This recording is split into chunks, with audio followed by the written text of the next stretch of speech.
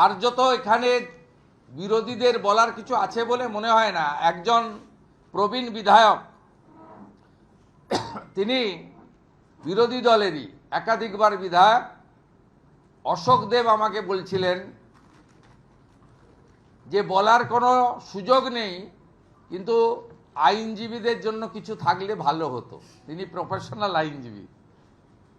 আমি নিশ্চয়ই বাজেট আলোচনা হবে দুদিন ধরে, 24-25 জবাবি ভাষণ অর্থমন্ত্রী দেবেন, সেক্ষেত্রে আইনজীবীদের কথাও তিনি বিবেচনা করতে পারেন তার দপ্তরের সঙ্গে আলোচনা করে।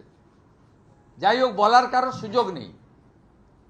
আমি এখান থেকে আশ্বস্ত করতে চাই, আমি যে কর্মসংস্থানের তিনটে ত্রিফলাই বলা যেতে পারে, এই তিনটে দিক আমি অনেক দিন ধরেই বলছি। ত্রিধারা, ফলার বদলে ধারাটাই অ্যাপ্রোপ্রিয়েট, বা ত্রিশক্তি, ত্রিধারা।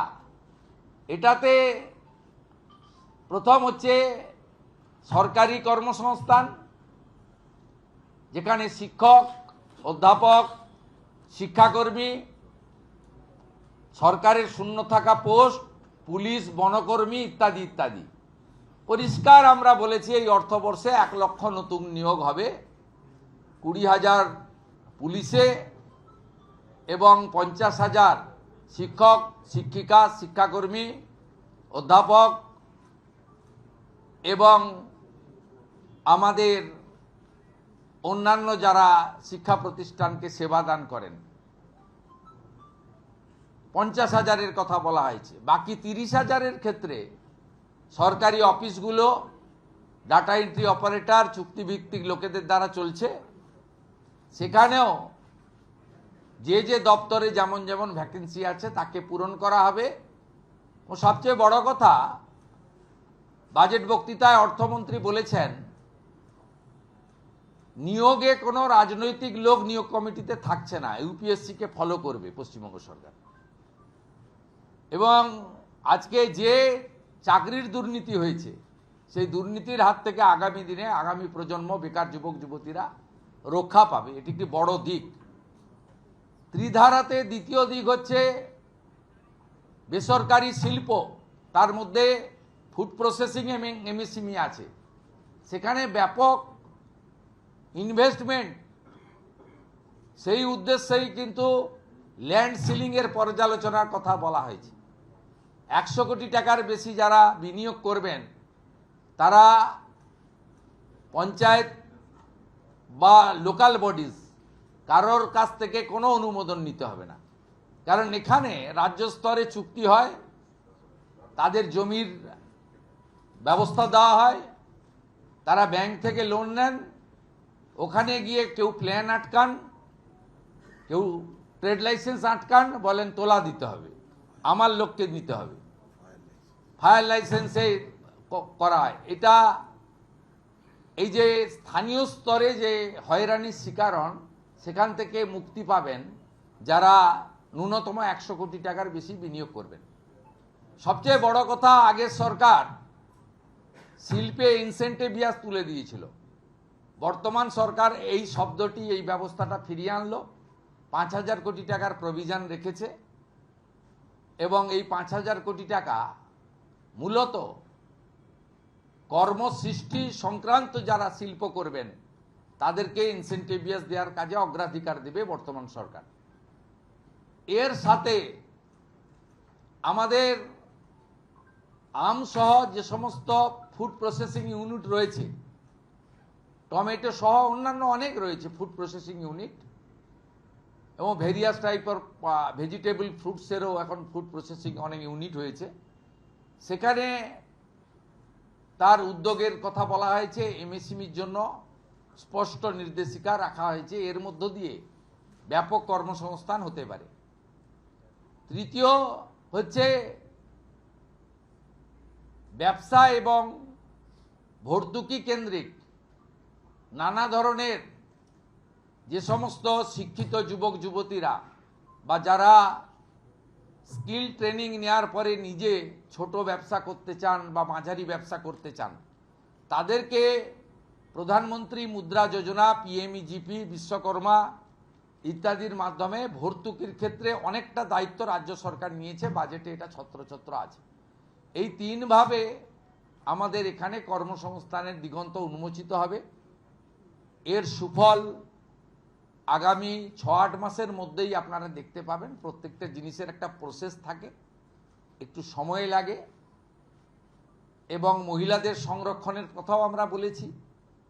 বিশেষ করে আমার পাহাড়ি লোকেদের সুবিধা হবে, ইএফআর দীর্ঘদিন ধরে নিয়োগ ছিল না, 1000 নতুন ইস্টার্ন ফ্রন্টিয়ার রাইফেলে নিয়োগ হবে, যার মধ্যে 30% আমাদের মহিলারা থাকবেন, বোনেরা থাকবেন।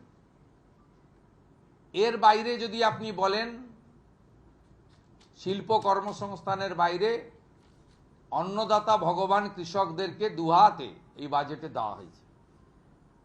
এখন প্রায় 2500 টাকা করে ধানের কুইন্টাল, বাড়তি 200 টাকা করে দেওয়ার কথা ঘোষণা করা হয়েছে। এবং আমাদের সংকল্পপত্রে যে প্রতিশ্রুতি আছে, এই প্রতিশ্রুতি মেনে আমরা 3100 টাকা করব ধাপে ধাপে, কথা আমরা বলেছি। এবছর 200 টাকা করে বাড়তি তারা পাবেন। আমাদের কৃষির মধ্যে প্রধানমন্ত্রী কৃষি সেচাই যোজনা, 4টি জেলাকে প্রধানমন্ত্রী ধনধান্য কর্মসূচিতে যুক্ত করা, মৃত্তিকা পরীক্ষা সহ অনেকগুলো কর্মসূচি রাখা হয়েছে। সাথে সাথে প্রধানমন্ত্রী পিএম কিষাণ সম্মান নিধিতে ভারত সরকার 6000 টাকা দিচ্ছেন, আমরা আরও 3000 টাকা অতিরিক্ত দেওয়ার সিদ্ধান্ত গ্রহণ করেছি। আমরা আলু চাষিদের জন্য বিশেষ প্যাকেজ দিয়েছি।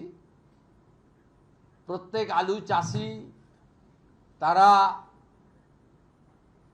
কুইন্টালে 200 টাকা করে ভর্তুকি পাবেন, এবং তাদের বীজ এবং কোল্ড স্টোরেজ, ট্রান্সপোর্টেশন, এক্ষেত্রেও গুরুত্বপূর্ণ সিদ্ধান্ত নেওয়া হয়েছে। কৃষিকাজে যে বিদ্যুৎ ব্যবহার করা হয় তাতে ইউনিটে 2 টাকা ছাড় দেওয়া হয়েছে। এটা পর্যায়ক্রমে আগামী দিনে এই সরকার অনেক দিন থাকবে। আমরা কৃষকদের জন্য ধীরে ধীরে আরও করব, 2 টাকা ছাড় ইউনিটে দিয়েছি। এর জন্য রাজ্য সরকারের এই বছরই 800 কোটি টাকা যাবে, 800 crore ফর কৃষক, ওদের ইউনিটে 2 টাকা করে ছাড় দেওয়া হয়েছে। এর সঙ্গে যদি নারী শক্তি, দেবী শক্তির কথা বলেন, 3000 টাকা তো ঘোষিত, 28 লক্ষ ইতিমধ্যে পেয়েছে।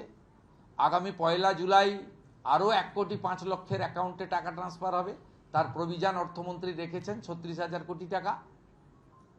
যারা ড্রপ আউট আটকাতে গ্র্যাজুয়েট বা ইউনিভার্সিটি স্তরে ছাত্রীদের জন্য এককালীন 50,000 টাকার কথা ঘোষণা করা হয়েছে।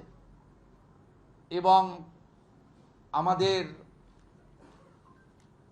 প্রসূতি মায়েদের জন্য প্রধানমন্ত্রী মাতৃ বন্দনা স্কিমের সাথে আরও অতিরিক্ত দিয়ে, ওটাতে 5,000 টাকা পাওয়া যায়, আরও 16,000 টাকা দিয়ে 21,000 টাকা দেওয়ার কথা বলা হয়েছে। এবং 5টি পুষ্টিকর কিট প্রদানের কথা আজকে বাজেটে উল্লেখ করা হয়েছে। এবং সরকারি বাসে তো 0 ভ্যালু টিকিট ইতিমধ্যে চলছে, তার একটি পিঙ্ক কার্ড প্রবর্তনের কথা বলা হয়েছে, যাতে প্রকৃত যারা পান তারা পান, মানে এই সুযোগটা পান।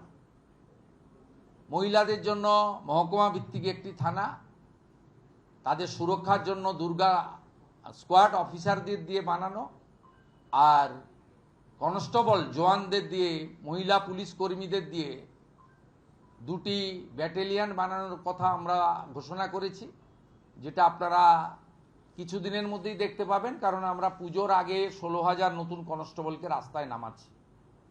ওবিসি জটে আটকে ছিল 12,000 রাজ্য পুলিশের, 4,000 কলকাতা পুলিশের।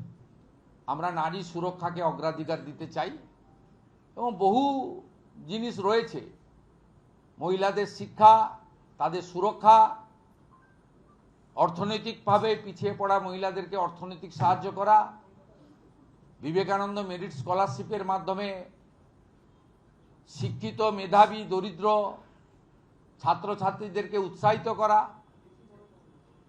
আইএএস, ডাব্লিউবিসিএস, আইপিএস সহ নানা ধরনের ইউপিএসসি বা পিএসসি কেন্দ্রিক পরীক্ষার প্রস্তুতির জন্য 30,000 টাকা করে এককালীন সহায়তা করা, এ ধরনের নানা স্কিম রাখা হয়েছে।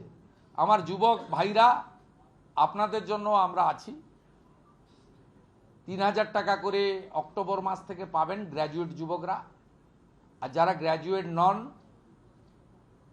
যারা ন্যূনতম শিক্ষা বা একটা শিক্ষা নিয়েছেন তার পূর্ণাঙ্গ গাইডলাইন আমরা বের করব, তারা 2,000 টাকা করে পাবেন। এক্ষেত্রে বাজেট বইতে যেটা আছে সেটা হচ্ছে মাসে যারা 1 লক্ষ টাকার বেশি রোজগার করেন, ইনকাম ট্যাক্স পেই, তারাই এই সুযোগ পাবেন না, এটা বছরে নয়। এটা ক্লিয়ার করতে চাই।